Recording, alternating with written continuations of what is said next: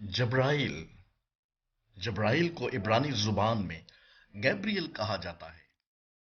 इब्रानी जुबान में गबर का मतलब जोर या बालक के हैं और एल का मतलब खुदा के हैं। तो मतलब खुदा का जोर या खुदा का बालक।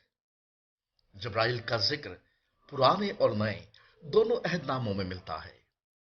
जब्राइल फरिश्ता से हमारी पहली मुलाकात दानियल 8 बाब में होती है, जब बनी इसराइल कौम बाबुल की असीरी में थी और दानियल नबी को शेरों की मांद में फेंका गया। उस वक्त जब्राइल फरिश्ता ने आकर शेरों के मुंह को बंद कर दिया। ये पहला मौका था जब जब्राइल फरिश्ता से हमारी मुलाकात होती है।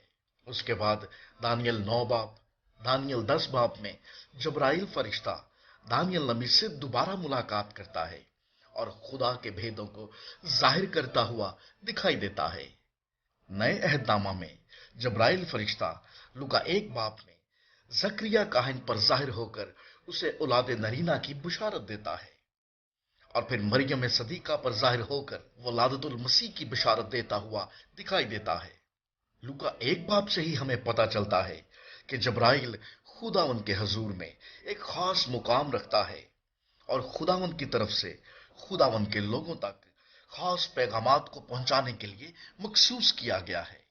एक गैर इल्हामी किताब द बुक ऑफ अनूक के मुताबिक मिकाइल, यूरियल, राफाइल और गैब्रियल मुकर्रब फरिश्ते हैं, जबकि कलाम मुकद्दस में कहीं पर भी जब्राइल फरिश्ता को मुकर्रब फरिश्ता कहकर नहीं पुकारा गया।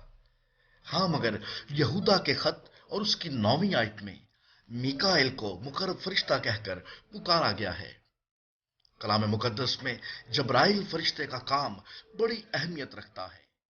जब्राइल फरिश्ता हर जगह खुदावंद के लोगों तक खुदावंद के हजूर से खुशखबरी और खुदावंद के गहरे भेदों को लाता हुआ दिखाई देता है, जो इस बात की अलामत है कि खुदावंद अपने लोगों की फिक्र करता और उनसे बेपनाह मोहब्बत करता है।